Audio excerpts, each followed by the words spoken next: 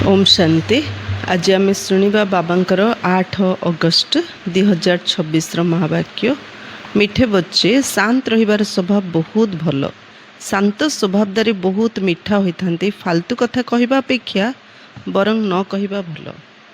देखो बाबांकर प्रत्येक मुरली सहित नेक्स्ट डे मुरली लिंक था।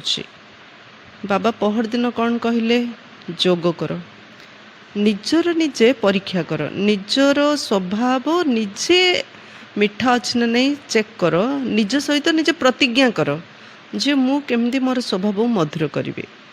पुणी गतकाली कौन कहले बाबा, तापई जोग दरकार। जोगी उपरे कहले, पुणी कहले बाबा पवित्रता।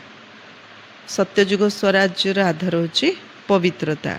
आज बाबा कौन कहले जे शांत रहिबार स्वभाव बहुत भल। जे जेते पवित्र रहिबो से आत्मा सेते शांत रहिबो। देखो बाबा जेतल मधुबन रे आसुंती, बाबा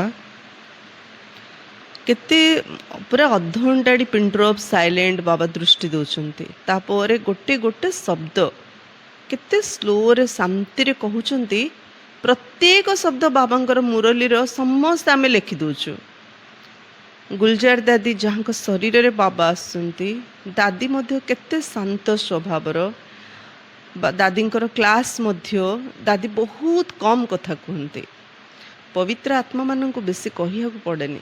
जमती परमात्मांकर वाक्य महावाक्य बोली कह जाउची, सेमती पवित्र आत्मा माने मध्य कम कहिबे। आउ से गोटे गोटे शब्द से मानकर अन्य मानक पई जेमती वरदान ही जाउची। तेणु बाबा कहउचंती शांत रहिबार स्वभाव बहुत भल। शांत स्वभावधारी बहुत मिठा होइथांते। जार मनर शांति थिबो तार स्वभाव मध्य बहुत मिठा। Mind is the face is the index of mind बोली कहउचन ना। मनरे कौन चलुची चेहरार रिफ्लेक्ट होची, देखा जाउची। तो जार मनरे शांति थिबो तार चेहरा रे मधुरता आसीबो, स्वभाव रे मिठास आसीबो। फालतू कथा कहवा अपेक्षा बरं न कहवा भल। बेसी कथा हेले कौन कथा हबा, फालतू कथा ही हबा। तेणु बाबा कहते न कथा हबा आउरी बहुत भल। प्रश्न, क्यों पिला मानकु समस्ते श्रद्धा करथांती, निजको सुरक्षित रखिबार साधन कौन? उत्तर, जे समस्तंकर बहुत आग्रह सह स्नेह रे सेवा करथांती सेमानकु समस्ते स्नेह करथांती।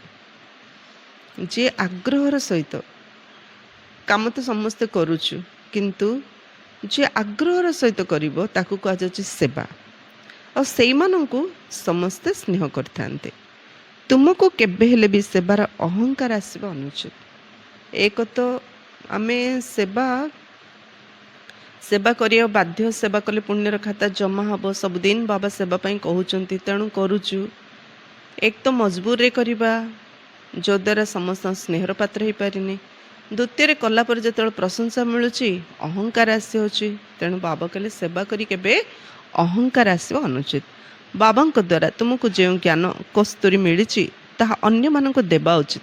समस्त श्री बाबांकर याद देवा को हेबो। ए याद रो यात्रा द्वारा ही तुम्हें बहुत बहुत सुरक्षित रहिबो। सुरक्षित केमती रहिबो? बाबांकर याद द्वारा। बाबा को याद कले माने बाबा आम साथी रे अछंती। जहाँ साथी रे स्वयं भगवान अछंती से तो सदा सर्वदा सुरक्षित हे ही। जेते याद रे रहिबो सेते खुशी भी रहिबो एवं मैनर्स अर्थात व्यवहार सुधरी जीव। आजिकल समस्त व्यवहार बिगिड़बार कारण होची विकार, खास करी काम विकार। जहाँ मनरे जेते काम विकार भावना आसी ता मनरे सेते चिड़चिड़ा पड़ना आसीबो आ तार व्यवहार मध्य सेमती ही हबो। तेणु बाबा कौन कहउचंती, बाबा को जेते याद करियो। देखो मन किछ ना किछ करियो चाहूची ना। तेणु मन को ए दुनियार स्मृति रू हटेगी बाबा को स्मृति रे कन्वर्ट करियार अछि। लोके कौन करचंती, टेंशन आसला मोबाइल रे बुड़ी जाउचंती, पिक्चर देखुचंती, गपुचंती, माइंड को डाइवर्ट करचंती। कौन भी परिस्थिति आसला माइंड को से प्रकार डाइवर्ट करचंती, किंतु ता द्वारा सॉल्यूशन मिलुनी कि मनर कष्ट दूर होनी किछि समय पई। तापरे पुणी जो एबे गोटे जेमती गोटे हमर माड़ बाजी आइछि। माड़ बाजी होला माने आमे पेन होची, तो पेन होचे आमे मोबाइल देखिया 2-3 घंटा देखीदेले आम माइंडटा मोबाइल रे रहीगला। हेले एबे से पेनटा 3 घंटा पर देखिलाडू बढ़िबो ना कमिबो? ଘାଟା ହେଇଛି ବଢ଼ିବ ନା କମିବ? ନିଶ୍ଚିତ ରୂପେ ବଢ଼ିବ। ତାକୁ ଯଦି ମେଡ଼ିସିନ ଲଗେଇବା, ସଲ୍ୟୁସନ୍ କରିବା, ଔଷଧ ଖାଇବା, ତାହେଲେ ଉପଚାର କଲେ ସେ ଭଲ ହେବ। ଠିକ୍ ସେମିତି ଆମେ ଯେତେବେଳେ ବାବାଙ୍କ ସହିତ ଆମେ ଯୋଗ କରୁଛୁ, ତ ଆମର ସଲ୍ୟୁସନ୍ ହେଉଛି, ସମସ୍ୟା ଆମର ସମାଧାନ ହେଉଛି, ସମସ୍ୟା ବଢ଼ୁନି। ମାଇଣ୍ଡକୁ ବିଜି ରଖିବାର ଅଛି। ଗୋଟେ ହେଲା ନେଗେଟିଭରେ, ଗୋଟେ ହେଲା ପଜିଟିଭରେ। ଦୁନିଆରେ ବିଜି ରଖିଲେ ନେଗେଟିଭରେ ରୋଗ ବଢ଼ିଯିବ। ଶରୀରର ରୋଗ, ମନର ରୋଗ ବଢ଼ିଯିବ। କିନ୍ତୁ ବାବାଙ୍କ ସହିତ ଯେତେବେଳେ ମନଟାକୁ ବିଜି କରିଦେଉଛୁ, ବାବାଙ୍କ ଆଡ଼େ ମାଇଣ୍ଡଟାକୁ ଯେତେବେଳେ ଡାଇଭର୍ଟ କରିଦେଉଛୁ, ମନର ରୋଗ ସମ୍ପୂର୍ଣ୍ଣ ଠିକ୍ ହେଇଯିବ। ତା ଅନୁସାରେ ଶରୀରର ରୋଗ ମଧ୍ୟ ଭଲ ହେଇଯିବ। ତେଣୁ ବାବା କ'ଣ କହୁଛନ୍ତି? ଯେତେ ୟାଦ ରହିବ ସେତେ ଖୁସି ବି ରହିବ ଏବଂ ମ୍ୟାନର୍ସ ଅର୍ଥାତ୍ ବ୍ୟବହାର ସୁଧୁରିଯିବ। ମଣିଷ ଖୁସିରେ ଥିଲେ ତାକୁ କିଏ କେମିତି କ'ଣ କହିଲେ ମଧ୍ୟ ଆମକୁ ଏତେ ମାନେ ଇନସଲ୍ଟ ଫିଲ୍ ହେବନି, ଅଭିମାନ ଅପମାନର ଫିଲିଙ୍ଗ ଆସିବନି। ଯିଏ ଦୁଃଖରେ ଥିବ, ଚିନ୍ତାରେ ଥିବ, ତାକୁ ଟିକେ କ'ଣ କହିଲେ ତାକୁ ବହୁତ କଷ୍ଟ ଲାଗିବ, ସେ କାନ୍ଦି ପକାଇବ। ହେଲେ ଖୁସି କେତେବେଳେ ମିଳିବ? ବାବାଙ୍କୁ ୟାଦ କଲେ ହିଁ ଖୁସି ମିଳିବ। ଯେ ଯେତେ ୟାଦ କରିବ ତାର ଫଳ ହେଉଛି ସେ ଖୁସିରେ ରହିବ। ଯେ ଖୁସିରେ ରହିବ ତାର ବ୍ୟବହାର ସୁଧୁରିଯିବ। ସେ ଛୋଟ ମୋଟ କଥାରେ ଆପସେଟ୍ ହେବନି କି ଅନ୍ୟ ସହିତ ବ୍ୟବହାର କେବେ ଖରାପ କରିବନି। ସେଥିପାଇଁ ସୁରକ୍ଷା କବଚ ଆମ ପାଇଁ ହେଉଛି ଯୋଗ। ଓମ୍ ଶାନ୍ତି। ରୁହାନୀ ବାବା ବସି ରୁହାନୀ ପିଲାମାନଙ୍କୁ ବୁଝାଉଛନ୍ତି। ବୁଝେଇ କେତେ ବୁଦ୍ଧିମାନ କରିଦେଉଛନ୍ତି। ପାଠପଢ଼ା ମଧ୍ୟ ସହଜ ଅଟେ ନା? ତାହା ହେଲା ସ୍ଥୂଳ ପାଠପଢ଼ା ଓ ଏହା ହେଉଛି ସୂକ୍ଷ୍ମ ପାଠପଢ଼ା। ତୁମେ ସନ୍ତାନମାନେ ଜାଣିଛ ଏ ପାଠ ବାବାଙ୍କ ବ୍ୟତୀତ ଅନ୍ୟ କେହି ପଢ଼େଇ ପାରିବେନି। ଶରୀର ପାଇଁ ଧନ ଉପାର୍ଜନ କରିବା ପାଇଁ, ବଞ୍ଚିବା ପାଇଁ ଶରୀର ବିଷୟରେ ପାଠ, ସ୍ଥୂଳ ପାଠ ସମସ୍ତେ ପଢ଼େଇ ପାରିବେ। କିନ୍ତୁ ମନରୁ ଦୁଃଖ ଅଶାନ୍ତି ଦୂର କରିବା ପାଇଁ, ମନକୁ ଷ୍ଟେବଲ୍ କରିବା ପାଇଁ, ଶାନ୍ତ ରଖିବା ପାଇଁ, ସ୍ଥିର ରଖିବା ପାଇଁ, ସୁଖୀ ଖୁସି ଆନନ୍ଦମୟ ସ୍ଥିତିର ଅନୁଭବ କରିବା ପାଇଁ ଯେଉଁ ପାଠ କେବଳ ପରମାତ୍ମା ହିଁ ପଢ଼େଇ ପାରିବେ। ବାବା ଆସି ହିଁ ଛନ୍ତି ପବିତ୍ର କରିବାକୁ ଏବଂ ପଢ଼େଇବାକୁ। ଲକ୍ଷ୍ୟ ଉଦ୍ଦେଶ୍ୟ ସମ୍ମୁଖରେ ଦଣ୍ଡାୟମାନ। ତେଣୁ ଏପରି ପିତାଙ୍କୁ ମନେ ପକାଇ ଖୁସିରେ ଲୋମ ଟାଙ୍କୁରି ଉଠିବା ଦରକାର। ପିଲାମାନେ ଏକଥା ମଧ୍ୟ ଜାଣିଛନ୍ତି ଯେ ଆମକୁ ଦିନ ପ୍ରତିଦିନ ଶାନ୍ତିରେ ରହିବାର ଅଛି। ସମସ୍ତଙ୍କୁ ଶାନ୍ତି ତ ବହୁତ ପସନ୍ଦ ଅଟେ। ସେବା ତ କରିବା, ଯୋଗ ତ କରିବା, କିନ୍ତୁ ତାର ରିଜଲ୍ଟ କନକ୍ଲୁଜନ୍ ହେଉଛି, ଫଳାଫଳ ହେଉଛି ମୋତେ ସବୁବେଳେ ଶାନ୍ତିରେ ରହିବାର ଅଛି। ଶାନ୍ତିରେ ରହିଲେ ଅଟୋମେଟିକ୍ ଆମେ ବାବାଙ୍କୁ ପ୍ରତ୍ୟକ୍ଷ କରେଇବା। କାରଣ ସମସ୍ତେ ଶାନ୍ତି ଚାହୁଁଛନ୍ତି। ଯେତେବେଳେ ଆମ ଚେହେରାରେ, ଆମ ସହିତ ବ୍ୟବହାରରେ ଆସିଲେ, ଆମ ସମ୍ପର୍କରେ ଆସିଲେ ତାଙ୍କୁ ଶାନ୍ତି ମିଳିବ, ତ ଅଟୋମେଟିକ୍ ଶାନ୍ତିର ସାଗର ବାବା ପ୍ରତ୍ୟକ୍ଷ ହେବେ।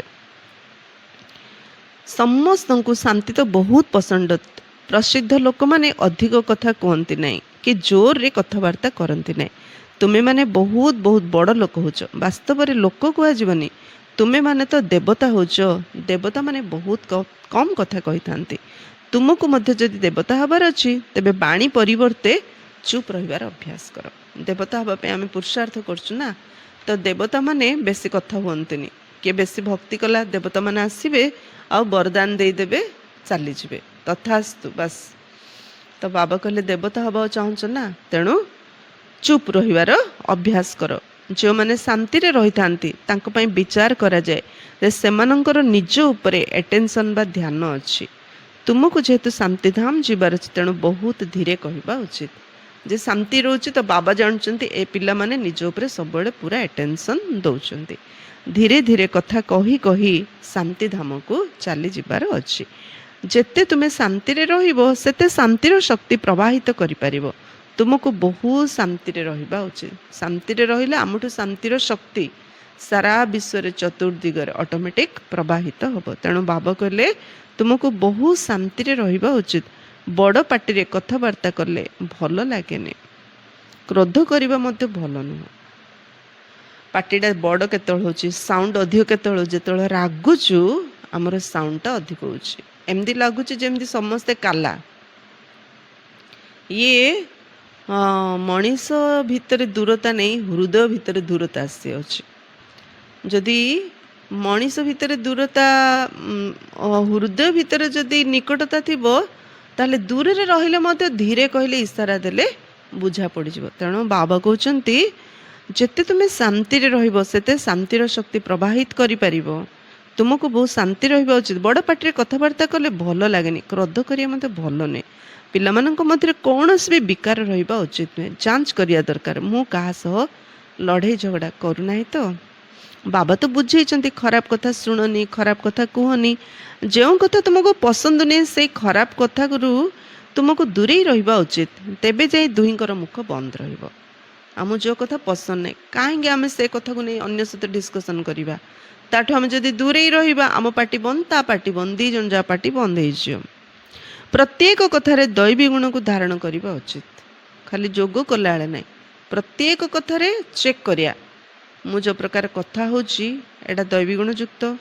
ବାବା ପରମିସନ୍ ଦେଇଛନ୍ତି କି ଏତେ କଥା ହେବା ପାଇଁ, ମୋତେ ଏମିତି ଜୋରରେ କହିବା ପାଇଁ ବାବାଙ୍କର ଶ୍ରୀମତ କି ନିଜକୁ ନିଜେ ଚେକ୍ କରିବା। କେହି ଜୋରରେ କଥାବାର୍ତ୍ତା କଲେ ତାଙ୍କୁ କୁହ ଶାନ୍ତ, ଏତେ ଜୋରରେ କଥା ହୁଅ ନାହିଁ। ନିଜେ କୁହନି ଜୋରରେ, କିଏ କହିଲେ ମଧ୍ୟ ତାଙ୍କୁ ମଧ୍ୟ ଇସାରା ଦେବାର ଅଛି, ଏତେ ଜୋରରେ କଥା ହୁଅନି। ତୁମେ ଜାଣିଛ ଆମେ ଶାନ୍ତି ସ୍ଥାପନା କରୁଛୁ। ସତ୍ୟ ଯୁଗରେ ଶାନ୍ତି ରହିଥାଏ ନା, ମୂଳ ବତନରେ ତ ଶାନ୍ତି ନିଶ୍ଚିତ ରହିଛି, ଶରୀର ତ ନଥାଏ। ତେବେ କହିବେ କିପରି? ବାବା ପିଲାମାନଙ୍କୁ ବହୁତ ଶ୍ରେଷ୍ଠ ଶ୍ରୀମତ ଦେଉଛନ୍ତି, ବୁଝାଉଛନ୍ତି ମିଠା ସନ୍ତାନ ମାନେ ଏବେ ତୁମକୁ ନିଜ ଘରକୁ ଯିବାର ଅଛି, ତେଣୁ ବାଣୀରୁ ମୁଭିକୁ ଆସ, ପୁଣି ସାଇଲେନ୍ସ ଅଥବା ନୀରବ ହୋଇଯାଅ। ଏବେ ବହୁତ କଥା ହେଉଛି, ବାବା କହିଲେ ଏଥର କଥା ଯାକ ଟିକେ ଇସାରାରେ କାମ କର। ଇସାରାରେ କରି କରି ତାପରେ ଧୀରେ ସାଇଲେଣ୍ଟ ହେଇଯିବ। କାହିଁକି ନା ଆମକୁ ସାଇଲେଣ୍ଟ ୱାର୍ଲଡ, ପରମଧାମ, ଶାନ୍ତିର ଦେଶକୁ ଯିବାର ଅଛି।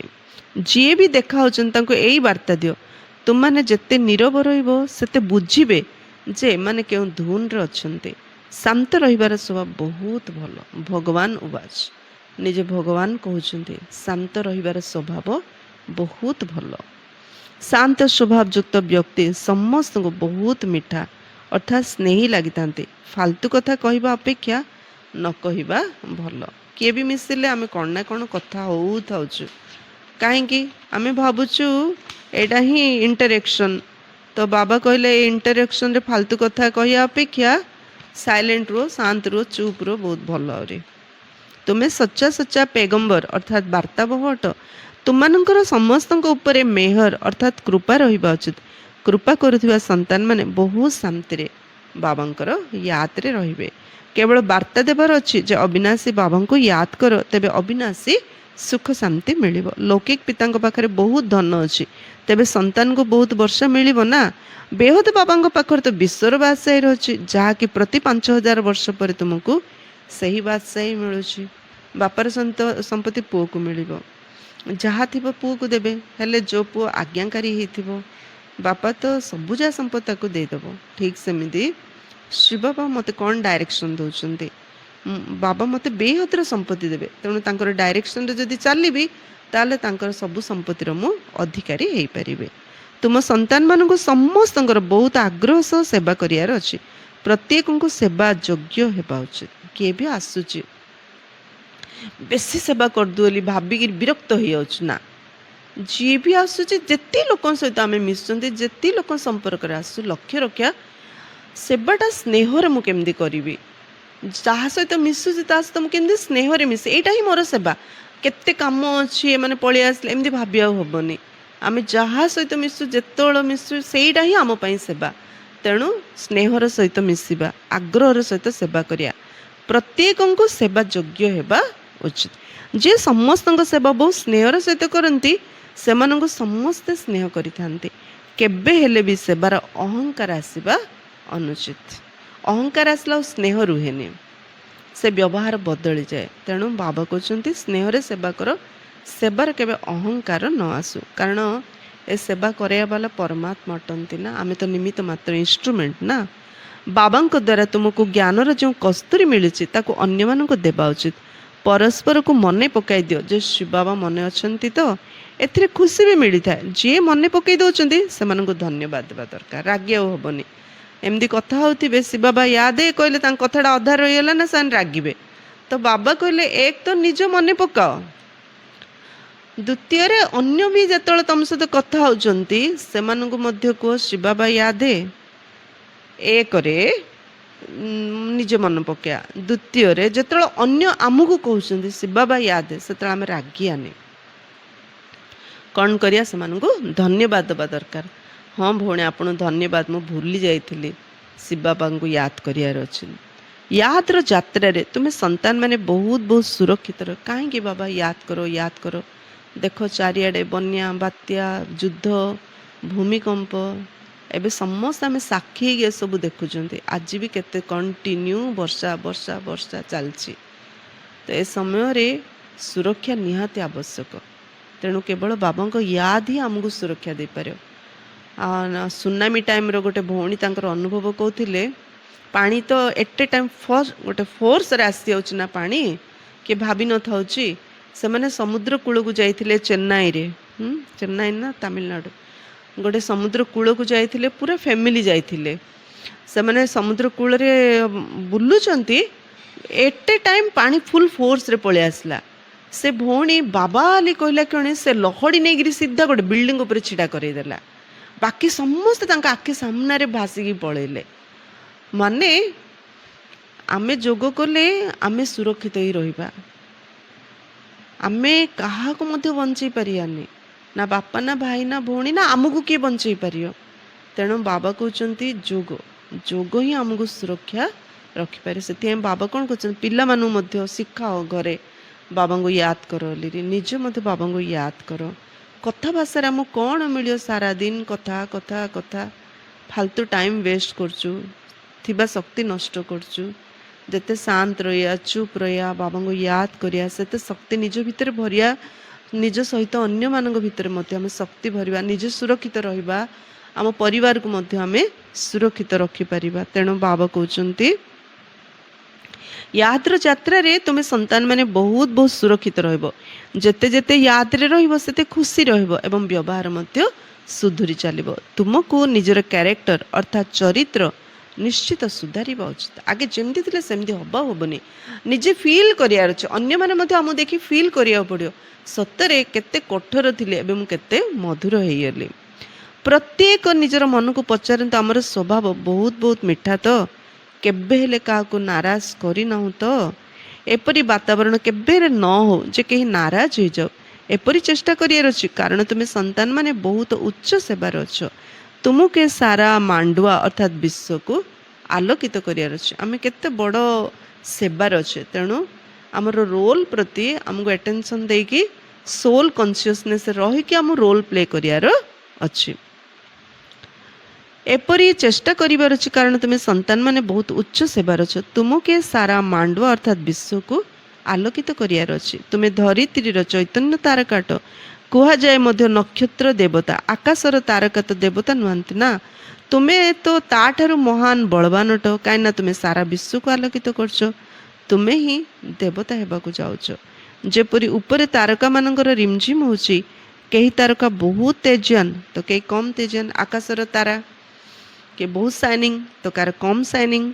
କେହି ତ ଚନ୍ଦ୍ରମାଙ୍କର ନିକଟରେ ଥାନ୍ତି। ତୁମେ ସନ୍ତାନ ମାନେ ଯୋଗ ବଳ ଦ୍ୱାରା ସମ୍ପୂର୍ଣ୍ଣ ପବିତ୍ର ହୋଇ ଚମକୁଛ। ସେମାନେ ଆକାଶର ତାରା, ଆମେ ପୃଥିବୀର ତାରା। ଆମେ ଯେତେ ପବିତ୍ର ହେବା ସେତେ ଚମକିବା। କିଏ ତାରା ଚନ୍ଦ୍ର ପାଖରେ ଥାଉଛନ୍ତି। ଚନ୍ଦ୍ର ହେଲେ ବ୍ରହ୍ମା ବାବା, ସୂର୍ଯ୍ୟ ହେଲେ ଶିବ ବାବା। ତ ତାରା ତ ରାତିରେ ହିଁ ଦେଖାଯାଏ, ଦିନରେ ଦେଖାଯାଏନି। ସୂର୍ଯ୍ୟଙ୍କ ପାଖରେ ତାରା କିଏ ଦେଖିପାରିବନି। ସୂର୍ଯ୍ୟଙ୍କର ଏତେ ପାୱାର, ଏତେ ଲାଇଟ୍, ତାରା ଥିଲେ ମଧ୍ୟ ଦେଖାଯିବନି। କିନ୍ତୁ ଚନ୍ଦ୍ର ପାଖରେ ଲାଇଟ୍ ଦେଖାଯିବ ନା। ଚନ୍ଦ୍ରରେ ନିଜସ୍ୱ ଆଲୋକ ନାହିଁ। ଚନ୍ଦ୍ର ମଧ୍ୟ ସୂର୍ଯ୍ୟର ଆଲୋକରେ ଆଲୋକିତ ହେଇଥାଏ। ତେଣୁ ବ୍ରହ୍ମା ବାବାଙ୍କ ଦେହରେ ଶିବ ବାବା ଆସିକି ଆମକୁ ଲାଇଟ୍ ଦେଉଛନ୍ତି, ଶକ୍ତି ଦେଉଛନ୍ତି, ଆଲୁଅ ଦେଉଛନ୍ତି, ପ୍ରକାଶ ଦେଉଛନ୍ତି। ତେଣୁ ଆମେ ବ୍ରହ୍ମା ବାବାଙ୍କ ସହିତ ରହିବା କେତେବେଳେ ସମ୍ପୂର୍ଣ୍ଣ ପବିତ୍ର ହେଲେ ବ୍ରହ୍ମା ବାବାଙ୍କ ସହିତ ରହିକି ଆମେ ସାଇନିଂ ମାରିବା, ଚମକିବା। ଏବେ ତୁମ ସନ୍ତାନମାନଙ୍କୁ ଅବିନାଶୀ ଜ୍ଞାନରତ୍ନର ଲଟେରୀ ମିଳୁଛି। ତେଣୁ କେତେ ଖୁସିରେ ରହିବା ଉଚିତ। ଅନ୍ତରରେ ଖୁସିର ଉତ୍ସାହିତ ହେଉଥାଉ। ତୁମର ଏ ଜନ୍ମ ହୀରାତୁଲ୍ୟ ବୋଲି ଗାୟନ କରାଯାଇଛି। ତୁମେ ବ୍ରାହ୍ମଣ ହିଁ ଜ୍ଞାନୀ ହୋଇଛ, ତେଣୁ ତୁମକୁ ଜ୍ଞାନର ଖୁସି ରହୁଛି। ଏହି ଦେବତାମାନଙ୍କ ଠାରୁ ମଧ୍ୟ ତୁମେ ଶ୍ରେଷ୍ଠ ଅଟ। ତେଣୁ ତୁମର ଚେହେରା ଖୁସିରେ ସର୍ବଦା ପ୍ରସ୍ଫୁଟିତ ହୋଇ ରହୁ। ବାବାଙ୍କ ଠାରୁ ଆଶୀର୍ବାଦ ତ ମିଳୁଛି, ତଥାପି ପ୍ରତ୍ୟେକଙ୍କୁ ନିଜର ପୁରୁଷାର୍ଥ କରିବାର ଅଛି ଯେ ମୁଁ ଚିରଞ୍ଜୀବୀ କିପରି ହେବି। ଆଶୀର୍ବାଦ ତ ବାବାଙ୍କର ମିଳୁଛି, କିନ୍ତୁ ନିଜ ପୁରୁଷାର୍ଥ କରିବା ଯେ ମୋତେ ଚିରଞ୍ଜୀବୀ ହେବାର ଅଛି, ଅର୍ଥ ମୋତେ ବାବାର ହାତ କେବେ ହେଲେ ଛାଡ଼ିବାକୁ ହବନି। ବାବା ହାତ ଛାଡ଼ିଦେଲି ମାନେ ମୁଁ ମରିଗଲି, ମାୟାର ହେଲି ମାନେ ବାବାଠୁ ତ ମରିଗଲି ନା। ବାବାଙ୍କୁ ୟାଦ କରି କରି ତୁମେ ଚିରଞ୍ଜୀବୀ ହେଉଛ। ବାବା ଏହି ଆଶୀର୍ବାଦ ଦେଉଛନ୍ତି। ବ୍ରାହ୍ମଣମାନେ ମଧ୍ୟ କହୁଛନ୍ତି ଆୟୁଷ୍ମାନ ଭବ। ବାବା ବି କହୁଛନ୍ତି ପିଲାମାନେ ସଦା ବଞ୍ଚି ରୁହ, ଅର୍ଥ ସବୁବେଳେ ମୋର ହେଇକି ରୁହ। ମୋତେ ଛାଡ଼ିକି ମୋ ଦୁନିଆରୁ ମରିକି ରାବଣ ଦୁନିଆକୁ ଚାଲିଯାଅନି। ତୁମକୁ ଅଧା କଳ୍ପ ପର୍ଯ୍ୟନ୍ତ କେବେ କାଳ ଖାଇବନି। ସତ୍ୟଯୁଗର ତ ମରିବାର ନାମ ରହିବ ନାହିଁ। ବାବାର ହାତ ଧରିକି ଯଦି ରହିବା ତାହେଲେ ଅମର ପଦ ପାଇବା। 21 ଜନ୍ମ କାଳ କେବେ ଆମକୁ ଅକାଳ ମୃତ୍ୟୁ ହବନି, କାଳ କେବେ ଖାଇବନି, ଅସମୟରେ ମୃତ୍ୟୁ ହବନି। ଏଠାରେ ମନୁଷ୍ୟ ତ ମରିବାକୁ ଡରୁଛନ୍ତି ନା, ତୁମେ ତ ମରିବା ପାଇଁ ପୁରୁଷାର୍ଥ କରୁଛ। ତୁମେ ଜାଣିଛ ବାବାଙ୍କୁ ୟାଦ କରି କରି ଆମେ ଏହି ଶରୀର ତ୍ୟାଗ କରି ନିଜ ଶ୍ରୀ ବାବାଙ୍କ ପାଖକୁ ଚାଲିଯିବୁ, ତାପରେ ସ୍ୱର୍ଗବାସୀ ହେବୁ। ଏବେ ତୁମେ ମୋଷ୍ଟ ବିଲଭଡ୍ ବାବାଙ୍କର ସନ୍ତାନ ହେଇଛ, ତେଣୁ ତୁମକୁ ବି ବାବାଙ୍କ ପରି ବହୁତ ବହୁତ ବହୁତ ସ୍ନେହ ହେବାର ଅଛି। ବାବା ଯେମିତି ସ୍ନେହର ସାଗର, ଆମେ ବାବାର ସନ୍ତାନ, ଆମକୁ ମଧ୍ୟ ବାବା ପରି ବହୁତ ବହୁତ ବହୁତ ସ୍ନେହ ହେବାର ଅଛି। ବାବା ପତ୍ରରେ ମଧ୍ୟ ଲେଖୁଛନ୍ତି ମିଠା ମିଠା ଲାଡଲା ଶିଖିଲଧା ପିଲାମାନେ, ବାବା ବହୁତ ମିଠା ଅଟନ୍ତି ନା। ବାସ୍ତବରେ ଅନୁଭବ କରୁଛ ଯେ ବାବା କେତେ ମିଠା କେତେ ପ୍ୟାରା ଅଟନ୍ତି। ଆମକୁ ବି ଏହିପରି କରୁଛନ୍ତି। ତୁମେମାନେ ଏକଥା ମଧ୍ୟ ଜାଣିଛ ଯେ ଆମେ କେତେ ମିଠା କେତେ ପ୍ୟାରା ଥିଲୁ। ଆମେ ହିଁ ପୂଜ୍ୟରୁ ପୁଣି ପୂଜାରୀ ହୋଇ ନିଜକୁ ପୂଜା କଲୁ। ଏହା ବି ବହୁତ ଆଶ୍ଚର୍ଯ୍ୟପୂର୍ଣ୍ଣ, ବୁଝିବାର କଥା। କେତେ ପ୍ୟାରା ଥିଲେ, କେତେ ମିଠା ଥିଲେ, ଦେବୀ ଥିଲେ, ଦେବତା ଥିଲେ, ଆମକୁ ପୁଣି ସେପରି ପୂଜ୍ୟ ହେବାର ଅଛି। ତୁମେ ସନ୍ତାନମାନେ ଜାଣିଛ ଅଧା କଳ୍ପ ପାଇଁ ଆମର ସବୁ ଦୁଃଖ ଦୂର କଲା ବାଲା ବାବା ଏବେ ଆସିଛନ୍ତି। କହୁଛନ୍ତି ହର ହର ମହାଦେବ, ଅର୍ଥାତ୍ ମହାଦେବ, ଦେବମାନଙ୍କର ଦେବ ମହାଦେବ ଆସିଛନ୍ତି ସମସ୍ତଙ୍କର ଦୁଃଖ ହରଣ କରିବା ପାଇଁ। ଏବେ ସେହି ମହାଦେବ ତ ନାହାନ୍ତି, ଦୁଃଖ ତ ବାବା ହିଁ ହରଣ କରିବେ। ଦୁଃଖ ହରଣ କରି ସୁଖ ଦେବା ବାଲା ଏକମାତ୍ର ବାବା ହିଁ ଅଟନ୍ତି। ହର ହର ମହାଦେବ କହିଲେ ଶଙ୍କରଙ୍କୁ ବୁଝୁଛନ୍ତି, କିନ୍ତୁ ପ୍ରକୃତିରେ ଏବେ ତ ନା ଶଙ୍କର ନା ବିଷ୍ଣୁ କେହି ଦେବତା ନାହାନ୍ତି। ଶିବ ହିଁ ହେଉଛନ୍ତି ହର ହର ମହାଦେବ। ଅଧା କଳ୍ପ ତୁମେ ବହୁତ ଦୁଃଖ ଦେଖିଛ। 5 ବିକାରର ରୋଗ ବହୁତ ବଢ଼ିଯାଇଛି। ଏହି ବେମାରୀ ବହୁତ ଦୁଃଖୀ କରିଦେଇଛି। ସେଥିପାଇଁ ବାବା କହୁଛନ୍ତି ମିଠେ ବଚେ, ଏହି ଯେଉଁ କର୍ମର ଖାତା ରହିଛି ତାକୁ ଏବେ ଠିକ୍ କର। ଏବେ ଆଉ ବିକାରର ବେପାର କରନି, କର୍ମର ଖାତାକୁ ଏବେ ଠିକ୍ କର। ବେପାରୀମାନେ ମଧ୍ୟ 12 ମାସର ଖାତା ରଖିଥାନ୍ତି ନା, ଆମେ ମଧ୍ୟ 5000 ବର୍ଷର ଖାତା ରଖିଛେ ନା, ତାକୁ ଏବେ ସଜାଡ଼ିବାକୁ ପଡ଼ିବ। ବାବା ବୁଝାଉଛନ୍ତି ପିଲାମାନେ ସାରା ସୃଷ୍ଟିରେ ଦେଖ ବର୍ତ୍ତମାନ କେତେ ଆବର୍ଜନା ରହିଛି। ଏହା ହେଉଛି ନର୍କ, ତେଣୁ ବାବାଙ୍କୁ ଆସିବାକୁ ପଡ଼ୁଛି ନର୍କକୁ ସ୍ୱର୍ଗ କରିବା ପାଇଁ। କେତେ ଆବର୍ଜନା, ବିକାରର ଆବର୍ଜନା, ଆଉ ସେ ବିକାରର ଆବର୍ଜନା ବଢ଼େଇ ଚାଲିଛି ନଶା। ତେଣୁ ଏବେ 10 କୋଟି ଲୋକଙ୍କ ଦ୍ୱାରା ପ୍ରତିଜ୍ଞା କରାଇବାର ନିଶାମୁକ୍ତ ଅଭିଯାନ ଚାଲିଛି ଆମର ମୋଦି ସରକାରଙ୍କ ଦ୍ୱାରା। ଭାଇ ଭଉଣୀମାନେ ମଧ୍ୟ ସ୍କୁଲ ବିଭିନ୍ନ ଇନଷ୍ଟିଟ୍ୟୁସନ୍ ଯାଇକି ସମସ୍ତଙ୍କୁ ପ୍ରତିଜ୍ଞା କରାଉଛନ୍ତି। ଖାସ୍ କରି ସ୍କୁଲ ପିଲାମାନେ 13 ବର୍ଷଠୁ 17 ବର୍ଷ ଭିତରେ ନିଶାଦ୍ରବ୍ୟ ସେବନ କରିବାର ଆରମ୍ଭ କରୁଛନ୍ତି ସଙ୍ଗ ଦୋଷରେ ଆସିକି। ଏସବୁ ବିଦେଶର କମ୍ପାନୀମାନେ ସେମାନଙ୍କର ବିଜନେସ୍ ପର୍ପଜ୍ରେ ଆମ ଭାରତ ଭିତରେ ପ୍ରବେଶ କରିକି ଭାରତର ଶକ୍ତିକୁ ନଷ୍ଟ କରିବାକୁ ଚାହୁଁଛନ୍ତି। ଆମ ଭାରତରେ ଯୁବ ଶକ୍ତି ଅଧିକ, ଯୁବକ ସଂଖ୍ୟା ଅଧିକ। ଯେଉଁଠି ଯୁବକ ସଂଖ୍ୟା ଅଧିକ ସେ ଦେଶର ଶକ୍ତି ମଧ୍ୟ ଅଧିକ। ତ ଭାରତର ଶକ୍ତିକୁ ଯେଉଁମାନେ ନଷ୍ଟ କରିବାକୁ ଚାହୁଁଛନ୍ତି ସେଇମାନେ ଏ ନିଶାଦ୍ରବ୍ୟ ଆମ ଦେଶରେ ପ୍ରଚଳିତ କରୁଛନ୍ତି, ଆଉ ତାଙ୍କ ବିଜନେସ୍ ଷ୍ଟାର୍ଟ କରୁଛନ୍ତି ପିଲାମାନଙ୍କ ଦ୍ୱାରା। ଛୋଟ ଛୋଟ ପିଲାମାନେ, ସେମାନେ ଜାଣୁନାହାନ୍ତି, ଟିକେ ଗ୍ରୋଥ୍ ଷ୍ଟେଜ୍ 13 ବର୍ଷରେ ସେମାନେ ବହୁତ କିଛି ଜାଣିବା ପାଇଁ ଚାହୁଁଛନ୍ତି, ଇଚ୍ଛା କରୁଛନ୍ତି। ସେମାନଙ୍କୁ ଉତ୍ସାହିତ କରେଇକି ବିଭିନ୍ନ ପ୍ରକାର ନିଶାଦ୍ରବ୍ୟ ସେବନ କରିବାର ଆରମ୍ଭ କରୁଛନ୍ତି। ତେଣୁ ଏ ଯେଉଁ ଅଭିଯାନ ଖାସ୍ କରିକି ସ୍କୁଲ ପିଲାମାନଙ୍କ ପାଇଁ ଷ୍ଟାର୍ଟ ହେଇଛି ଯେ କେହି ମଧ୍ୟ କୌଣସି ପ୍ରକାରେ ମୋତେ ନିଶାଦ୍ରବ୍ୟ ଦେବେ ଯଦି ଆମେ ବିଲକୁଲ ଗ୍ରହଣ କରିବାନି। ଆଉ ଯଦି ଆମେ ପୋଲିସକୁ କହିଦେବା ନା ଅମକ ସମକ ମୋତେ ନିଶାଦ୍ରବ୍ୟ ଦେଉଛନ୍ତି, ତାକୁ ଜେଲ୍ ଦଣ୍ଡ ମିଳୁଛି, ଜେଲ୍ ସିଏ ଯିବ। ଇଏ ବହୁତ ବଡ଼ ଅପରାଧ, ଏଇଟା ସମସ୍ତେ ଜାଣିବା ଦରକାର। ତ ବାବା ବର୍ତ୍ତମାନ ଏକଥା କହିବାକୁ ଚାହୁଁଛନ୍ତି ଯେ ବର୍ତ୍ତମାନ ଦୁନିଆର ଅବସ୍ଥା କ'ଣ, ତଳକୁ ତଳକୁ ଖସି ଖସି ଚାଲିଛନ୍ତି, ଆବର୍ଜନା ବଢ଼ି ବଢ଼ି ଚାଲିଛି, କାରଣ ଇଏ ରୌରବ ନର୍କ। ତେଣୁ ବାବାଙ୍କୁ ଆସିବାକୁ ପଡ଼ୁଛି ନର୍କକୁ ସ୍ୱର୍ଗ କରିବା ପାଇଁ। ବାବା ବହୁତ ଉକିର ଅର୍ଥାତ୍ ସ୍ନେହରେ ଆସୁଛନ୍ତି। ସେ ଜାଣିଛନ୍ତି ମୋତେ ପିଲାମାନଙ୍କର ସେବାରେ ଆସିବାର ଅଛି। ମୁଁ କଳ୍ପ କଳ୍ପ ତୁମ ପିଲାମାନଙ୍କ ସେବାରେ ଉପସ୍ଥିତ ହେଉଛି। ଯେତେବେଳେ ନିଜେ ଆସୁଛନ୍ତି ପିଲାମାନେ ବୁଝୁଛନ୍ତି ଯେ ବାବା ଆମମାନଙ୍କ ସେବାରେ ଉପସ୍ଥିତ ହୋଇଛନ୍ତି। ଏଠାରେ ବସି ବସି ସମସ୍ତଙ୍କର ସେବା ହେଇଯାଉଛି। ସାରା ସୃଷ୍ଟିର କଲ୍ୟାଣକାରୀ ଦାତା ତ ଏ କଟନ୍ତି ନା। ବାବା ଜାଣିଛନ୍ତି ସାରା ଦୁନିଆରେ ଯେଉଁ ସବୁ ଆତ୍ମାମାନେ ବି ଅଛନ୍ତି ସମସ୍ତଙ୍କୁ ମୋତେ ହିଁ ବର୍ଷା ଦେବାକୁ ଆସିବାକୁ ପଡ଼ିବ। ବେହଦ ବାବାଙ୍କର ଦୃଷ୍ଟି ଦୁନିଆର ଆତ୍ମାମାନଙ୍କ ଆଡ଼କୁ ଯାଉଛି। ଯଦିଓ ଏଠାରେ ବସିଛନ୍ତି ପରନ୍ତୁ ଦୃଷ୍ଟି ସାରା ବିଶ୍ୱ ଆଡ଼କୁ ଏବଂ ସାରା ବିଶ୍ୱର ମନୁଷ୍ୟ ମାତ୍ରମାନଙ୍କ ଉପରେ ରହିଛି। କାହିଁକିନା ସାରା ବିଶ୍ୱର ନିହାଲ କରିବାର ଅଛି, ସାରା ବିଶ୍ୱକୁ ପବିତ୍ର କରିବାର ଅଛି। ତେଣୁ ବାବାଙ୍କର ଦୃଷ୍ଟି ସାରା ବିଶ୍ୱ ଉପରେ ବସିଛନ୍ତି ଗୋଟେ ଜାଗାରେ, କିନ୍ତୁ ଦୃଷ୍ଟି ବାବାଙ୍କର ସାରା ବିଶ୍ୱ ଉପରେ ରହିଛି। ଡ୍ରାମା ପ୍ଲାନ୍ ଅନୁସାରେ କଳ୍ପ ପୂର୍ବ ଭଳି ସାରା ବିଶ୍ୱର ଆତ୍ମାମାନେ ନିହାଲ ହୋଇଯିବେ। ବାବା ସବୁ ପିଲାମାନଙ୍କୁ ମନେ ପକାଉଛନ୍ତି। ଦୃଷ୍ଟି ତ ଯାଉଛି ନା। ସଙ୍ଗମ ଯୁଗରେ ବାବା ପିଲାମାନଙ୍କ ସେବାରେ ଉପସ୍ଥିତ ହେଉଛନ୍ତି। ତାଙ୍କ ପରି ଅନ୍ୟ କେହି ବି ସେବା କରିପାରିବେ ନାହିଁ। ତାଙ୍କର ହେଉଛି ବେହଦ୍ର ସେବା। ବାବାଙ୍କର ବେହଦ୍ର ସେବା। ବାବା ପରି ସେବା କେହି କରିପାରିବେ ନାହିଁ। ତୁମେ ସନ୍ତାନମାନେ ମଧ୍ୟ ବାବାଙ୍କୁ ସେତେବେଳେ ପ୍ରତ୍ୟକ୍ଷ କରିପାରିବ ଯେତେବେଳେ ତାଙ୍କ ପରି ସେବା କରିବ। ବାବାଙ୍କ ପରି ଯଦି ଆମେ ସେବା କରିବା ତାହେଲେ ଆମେ ବାବାଙ୍କୁ ପ୍ରତ୍ୟକ୍ଷ କରିପାରିବା। ଏବେ ଯେମିତି ପ୍ରୋଜେକ୍ଟ ଚାଲିଛି ନିଶାମୁକ୍ତ ଅଭିଯାନ, ତ ବାବା କାଲିର ନା ପହରଦିନ ମୁରଲୀରେ କହିଥିଲେ ସେବା ଯୋଗ ମଧ୍ୟ ଗୋଟେ ସେବା। ଚାଲ ଯାହାକୁ ସୁଯୋଗ ମିଳୁଛି ସେବା କରିବା ପାଇଁ ସେମାନେ ତ ସେବାରେ ଲାଗିଛନ୍ତି, କରୁଛନ୍ତି। କିନ୍ତୁ ଯିଏ କରିପାରୁନାହାନ୍ତି, ମାତାମାନଙ୍କୁ ବେଶୀ ଇଣ୍ଟରେଷ୍ଟ ସେବା କରିବା ପାଇଁ, ଘରେ ବସିକି ଆମେ ଯୋଗ କରିବା। କ'ଣ ଯୋଗ କରିବା? ସମସ୍ତେ ନିଶାରୁ ମୁକ୍ତ ହେଇଯାଉଛନ୍ତି। ସବୁ ଆତ୍ମାମାନେ ଯେମିତି ଦୁଃଖରୁ ମୁକ୍ତ ହେଇଯାଉଛନ୍ତି, ବାବାଙ୍କର କିରଣ ପଡ଼ିକି ଚିନ୍ତାରୁ ମୁକ୍ତ ହେଇଯାଉଛନ୍ତି, ରୋଗରୁ ମୁକ୍ତ ହେଇଯାଉଛନ୍ତି, ସେମିତି ସମସ୍ତେ ନିଶାଦ୍ରବ୍ୟ ସେବନରୁ ମୁକ୍ତ ହେଇଯାଉଛନ୍ତି। ସବୁ ଆତ୍ମାମାନେ ସେ ଜିନିଷ ପ୍ରତି ଘୃଣା କରୁଛନ୍ତି। ସମସ୍ତେ ବାବାଙ୍କୁ ଜାଣୁଛନ୍ତି, ସମସ୍ତଙ୍କୁ ବାବାଙ୍କର ନିଶା ଚଢ଼ୁଛି। ସମସ୍ତେ କହୁଛନ୍ତି ମେରା ବାବା ଆ ଗୟା, ମୋ ବାବା ଆସିଗଲେ। ସମସ୍ତଙ୍କୁ ବାବାଙ୍କର ସାକ୍ଷାତକାର ହେଉଛି। ଆଉ ଏ ନର୍କ ଦୁନିଆ ସରିଯାଉଛି। ଆମେ ସବୁ ଆତ୍ମାମାନେ ସମସ୍ତଙ୍କୁ ସାଥିରେ ନେଇକି ଏଥର ଘରକୁ ଚାଲୁଛୁ। କଳିଯୁଗର ଗେଟ୍ ଏଥର ବନ୍ଦ ହେଇଯାଉଛି। ଏ ପ୍ରକାର ମଧ୍ୟ ଯଦି ଆମେ ଯୋଗର ଅଭ୍ୟାସ ଅନୁଭବ କରିବା ତ ଇଏ ମଧ୍ୟ ବହୁତ ବଡ଼ ସେବା, କାରଣ ଆମ ସଂକଳ୍ପରେ ବହୁତ ଶକ୍ତି ଅଛି। ତେଣୁ ନିଶାମୁକ୍ତ ଅଭିଯାନ ପାଇଁ ଖାସ୍ ଆମକୁ ଯୋଗର ବହୁତ ଆବଶ୍ୟକ ଅଛି। ଡ୍ରାମା ପ୍ଲାନ୍ ଅନୁସାରେ କଳ୍ପ ପୂର୍ବ ଭଳି ସାରା ବିଶ୍ୱର ଆତ୍ମାମାନେ ନିହାଲ ହୋଇଯିବେ। ବାବା ସବୁ ପିଲାମାନଙ୍କୁ ମନେ ପକାଉଛନ୍ତି। ଦୃଷ୍ଟି ତ ଯାଉଛି ନା। ସଙ୍ଗମ ଯୁଗରେ ପିଲାମାନଙ୍କ ସେବାରେ ଉପସ୍ଥିତ ହେଉଛନ୍ତି। ତାଙ୍କ ପରି ଅନ୍ୟ କେହି ବି ସେବା କରିପାରିବେନି।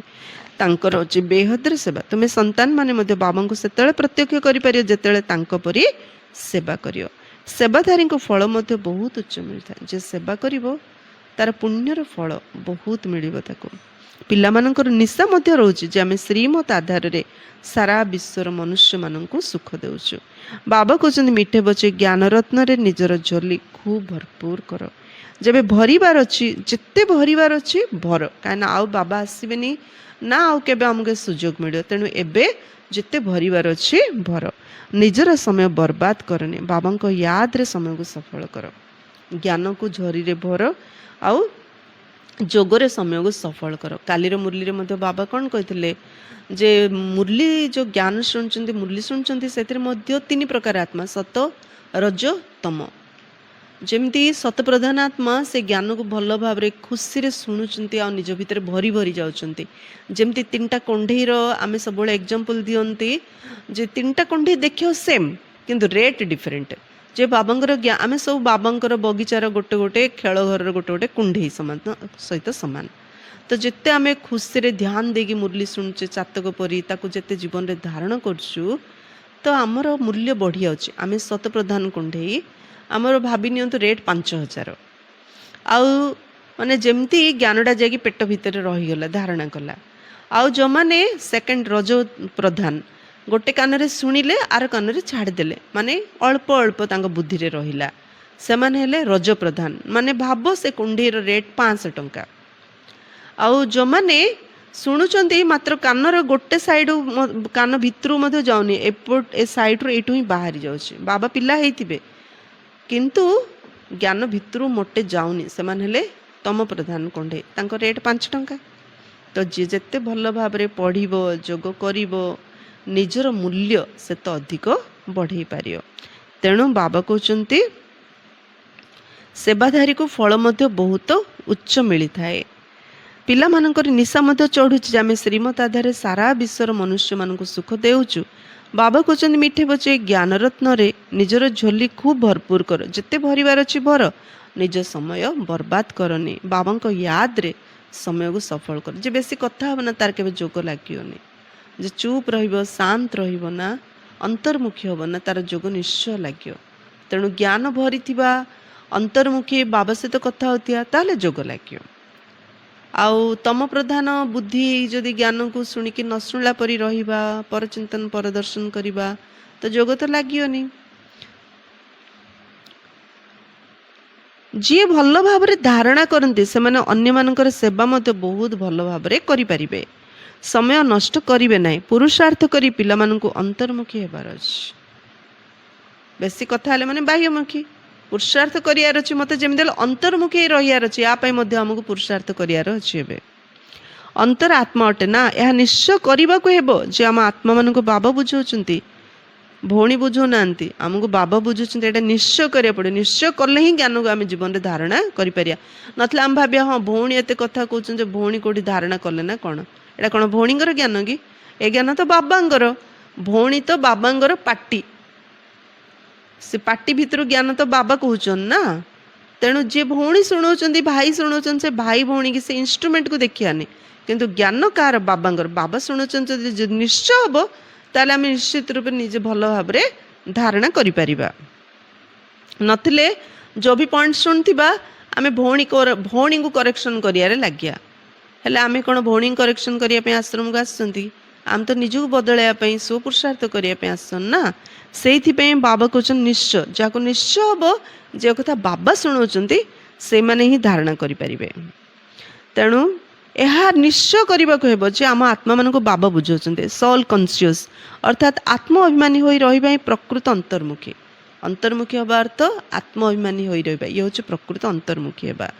ଅନ୍ତର୍ମୁଖୀ ଅର୍ଥାତ୍ ଭିତରେ ଯେଉଁ ଆତ୍ମା ଅଛି ତାକୁ ସବୁକିଛି ବାବାଙ୍କ ଠାରୁ ହିଁ ଶୁଣିବାର ଅଛି।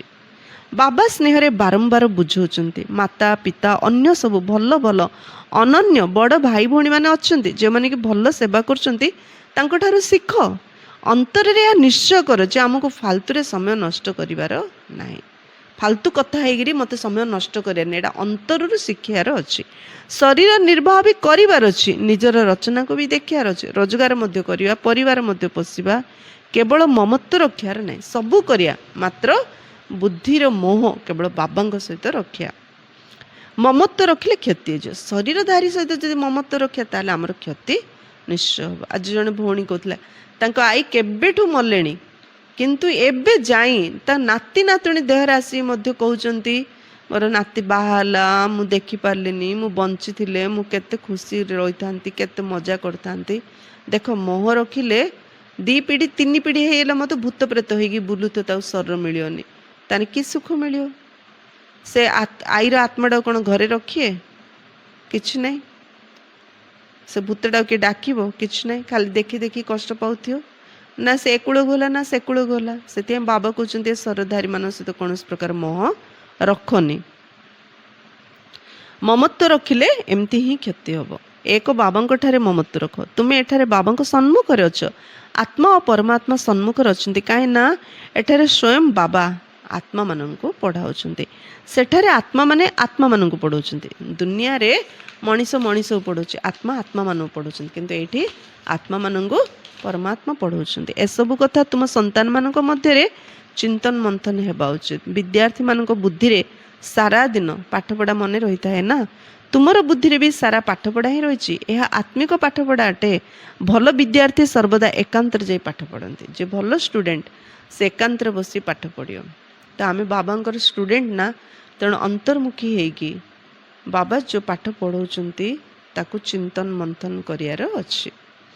ଛାତ୍ରମାନେ ପରସ୍ପର ସହ ମିଶିଲେ ପାଠପଢ଼ାରେ ହିଁ ବାର୍ତ୍ତାଳାପ କରିଥାନ୍ତି। ଏଇ ବେହଦର ପାଠପଢ଼ାରେ ତ ଆହୁରି ଖୁସିରେ ଲାଗିଯିବା ଉଚିତ। ଏକାନ୍ତରେ ରହିଲେ ବାବା କହିଥିବା ଜ୍ଞାନକୁ ଚିନ୍ତନ କଲେ, ମୁରଲୀକୁ ଚିନ୍ତନ କଲେ, ପରସ୍ପର ମିଶିଲେ ସେଇ ଜ୍ଞାନର ହିଁ ଡିସ୍କସନ୍ କରିବା, ତାହେଲେ କୁହାଯିବ ଆମେ ଗଡଲି ଷ୍ଟୁଡେଣ୍ଟ, ଗୁଡ୍ ବେଷ୍ଟ ଷ୍ଟୁଡେଣ୍ଟ। ତୁମେ ସନ୍ତାନମାନେ ଏବେ ବାବାଙ୍କର ସହଯୋଗୀ ହେଇଛ। ୟାଦରେ ରହିବା ହିଁ ସହଯୋଗ କରିବା, କାରଣ ୟାଦର ଯାତ୍ରା ଅର୍ଥାତ୍ ଶାନ୍ତିର ଯାତ୍ରା। ସେଥିପାଇଁ କୁହାଯାଉଛି ପ୍ରତ୍ୟେକ ନିଜ ଘରକୁ ସ୍ୱର୍ଗ କରନ୍ତୁ। ଯଦି ଆମେ ଘରେ ଯିଏ ବି ଜ୍ଞାନ ଶୁଣୁଛନ୍ତି, ଘରକୁ ଗଲେ ଯଦି ଶାନ୍ତିରେ ରହିବା, ସବୁ କାମ ଶାନ୍ତିରେ କରିବା, ତ ଆମ ଘର ହିଁ ସ୍ୱର୍ଗ ହେଇଯିବ।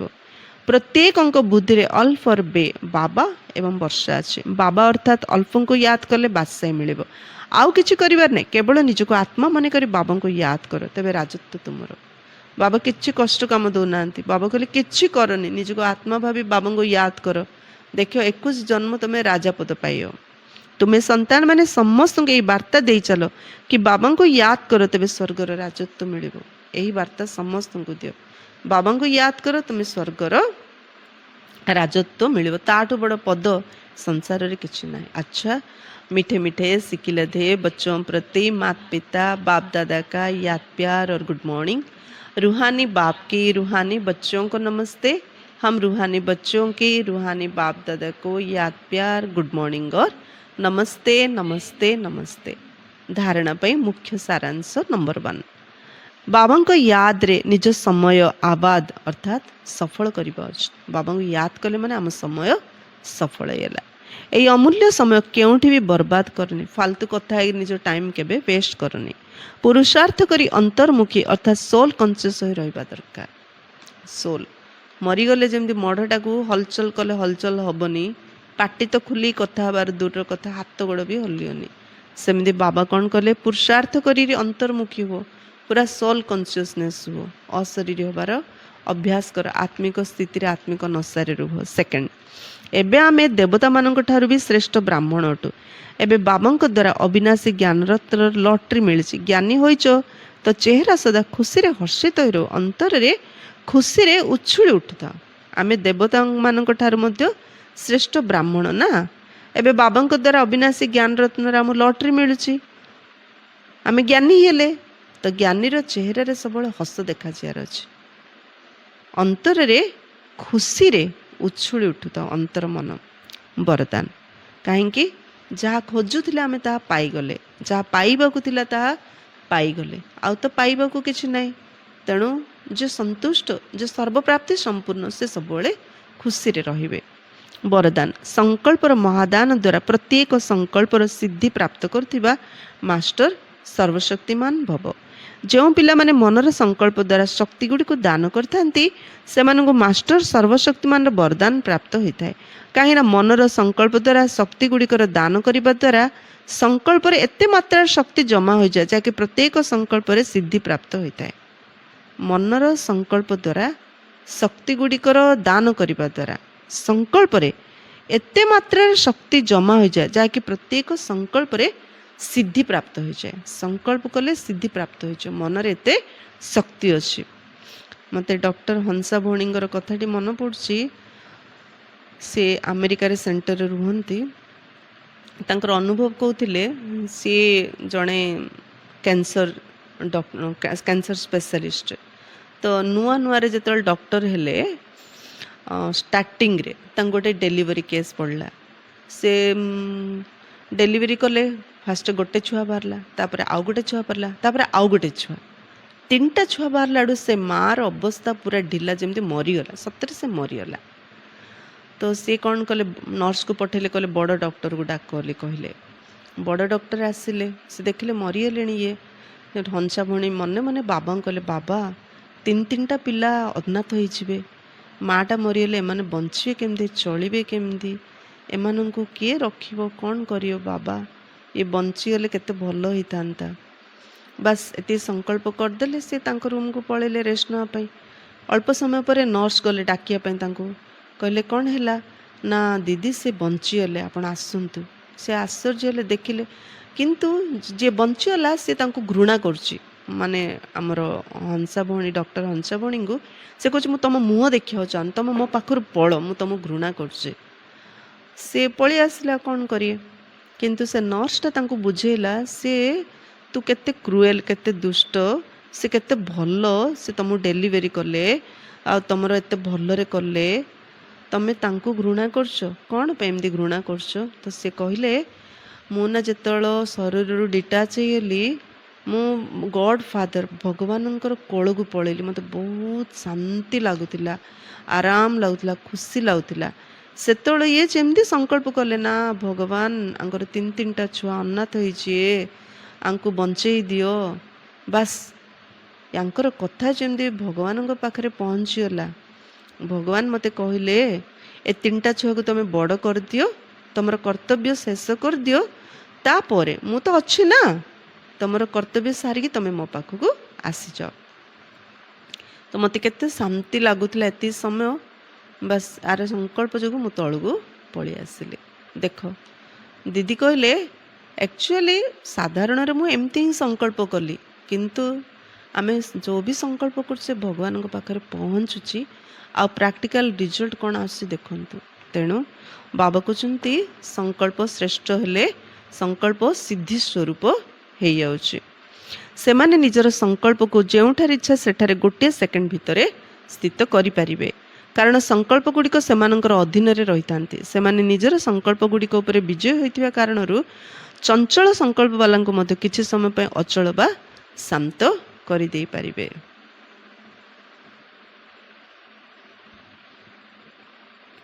ସେମାନେ ନିଜର ସଂକଳ୍ପକୁ ଯେଉଁଠାରେ ଇଚ୍ଛା ସେଠାରେ ଗୋଟେ ସେକେଣ୍ଡ ଭିତରେ ସ୍ଥିତ କରିପାରିବେ, କାରଣ ସଂକଳ୍ପ ଗୁଡ଼ିକ ସେମାନଙ୍କର ଅଧୀନରେ ରହିଥାନ୍ତି। ସେମାନେ ନିଜର ସଂକଳ୍ପ ଗୁଡ଼ିକ ଉପରେ ବିଜୟ ହୋଇଥିବା କାରଣରୁ ଚଞ୍ଚଳ ସଂକଳ୍ପ ବାଲାଙ୍କୁ ମଧ୍ୟ କିଛି ସମୟ ପାଇଁ ଅଚଳ ବା ଶାନ୍ତ କରିଦେଇପାରିବେ। ସ୍ଲୋଗାନ, ଯଦି ନିରନ୍ତର ଏକମାତ୍ର ବାବାଙ୍କ ସଙ୍ଗ ରହିବ ତେବେ ସଙ୍ଗ ଦୋଷରୁ ସୁରକ୍ଷିତ ରହିବ। ନିରନ୍ତର ଏକମାତ୍ର ବାବାଙ୍କ ସଙ୍ଗ ରହିଲେ ଆମେ ସଙ୍ଗ ଦୋଷରୁ ସୁରକ୍ଷିତ ହେଇକି ରହିପାରିବା। ଅବ୍ୟକ୍ତ ଇଶାରା, ଅପବିତ୍ରତାର ବୀଜକୁ ମଧ୍ୟ ସମାପ୍ତ କରି ସମ୍ପୂର୍ଣ୍ଣ ସ୍ୱଚ୍ଛ ଅର୍ଥାତ୍ ପବିତ୍ର ହୁଅ। କୌଣସି ବିକର୍ମ ବା ବ୍ୟର୍ଥ କର୍ମ ଯଦି ବାରମ୍ବାର ହୋଇଯାଉଛି ତେବେ ଏହାର କାରଣ ହେଲା ସର୍ବଦା ସଚ୍ଚା ସାଥୀଙ୍କୁ ନିଜ ସାଥିରେ ରଖୁନ ଅଥବା ସଙ୍ଗର ଅନୁଭବ କରୁନ। ବାରମ୍ବାର ଯଦି ଆମ ଦ୍ୱାରା ବ୍ୟର୍ଥ କର୍ମ ହେଉଛି, ବିକର୍ମ ହେଉଛି, ତା ଅର୍ଥ ତାର କାରଣ ହେଲା ଆମେ ସର୍ବଦା, କାରଣ ଯେପରି ଶକ୍ତିମାନେ ଗୋଟିଏ ସେକେଣ୍ଡରେ ଦୃଷ୍ଟି ଦ୍ୱାରା ଅସୁରମାନଙ୍କୁ ସଂହାର କରିଥାନ୍ତି। ଆମେ ଯେମିତି ଦେଖୁଛନ୍ତି ଦୁର୍ଗା ମହିଷାସୁର ବର୍ଦ୍ଧନ କରିଥିଲେ, ଦେବୀମାନଙ୍କୁ ଦେଖାଉଛନ୍ତି ଯେପରି ଅସୁରମାନଙ୍କୁ ସଂହାର କରିଥିଲେ ଗୋଟିଏ ସେକେଣ୍ଡରେ, ସେହିପରି ଯୁଗଳ ରୂପର ସ୍ମୃତି ଦ୍ୱାରା ନିଜର ଆସୁରୀ ସଂସ୍କାର ବା ଅପବିତ୍ରତାର ସଂକଳ୍ପକୁ ଗୋଟେ ସେକେଣ୍ଡ ଭିତରେ ସଂହାର କର। ସେମିତି ବାବାଙ୍କ ସହିତ କମ୍ବାଇଣ୍ଡ ହେବା। ଏମିତି ତ ଦେବୀମାନଙ୍କୁ ଦେଖାହେଉଛି ସବୁ ଦେବତାମାନେ ନିଜ ନିଜର ସବୁ ପ୍ରକାର ଶକ୍ତି ପ୍ରଦାନ କରି ଦେବୀମାନଙ୍କୁ ପ୍ରକଟ କରୁଛନ୍ତି, ଆଉ ସେଇ ଦେବୀମାନେ ହିଁ ଅସୁରମାନଙ୍କୁ ସଂହାର କରୁଛନ୍ତି। ପ୍ରକୃତରେ ସର୍ବଶକ୍ତିମାନ ପରମାତ୍ମାଙ୍କର ଆମେ ଶକ୍ତି ସେନା। ତ ଆମ ଭିତରେ ଯେଉଁ ଅସୁର ସଂସ୍କାର ଅଛି, ଆମ ଭିତରେ ଯେଉଁ ଅପବିତ୍ରତାର ସଂକଳ୍ପ ଅଛି, ତାକୁ ବାବାଙ୍କର ୟାଦ ରହିକି, ବାବାଙ୍କ ସ୍ମୃତି ରହିକି, ବାବାଙ୍କୁ ନିଜ ସହିତ କମ୍ବାଇଣ୍ଡ ରଖିକି ଗୋଟେ ସେକେଣ୍ଡରେ ସେ ଆସୁରୀ ସଂସ୍କାରକୁ, ଅପବିତ୍ର ସଂକଳ୍ପକୁ ସଂହାର କରିବାର ଅଛି। ତେଣୁ ଆମେ ଦିନ ସାରା ଭାବିବା ମୁଁ ଦୁର୍ଗା, ମୁଁ କାଳୀ, ମୁଁ ଅସୁର ସଂହାରିଣୀ। କେଉଁ ଅସୁରକୁ ସଂହାର କରିବି? ମୋ ଭିତରେ ଥିବା ଅସୁର ସଂସ୍କାରକୁ, ମୋ ଭିତରେ ଥିବା ଅପବିତ୍ର ସଂକଳ୍ପକୁ। ଆଚ୍ଛା।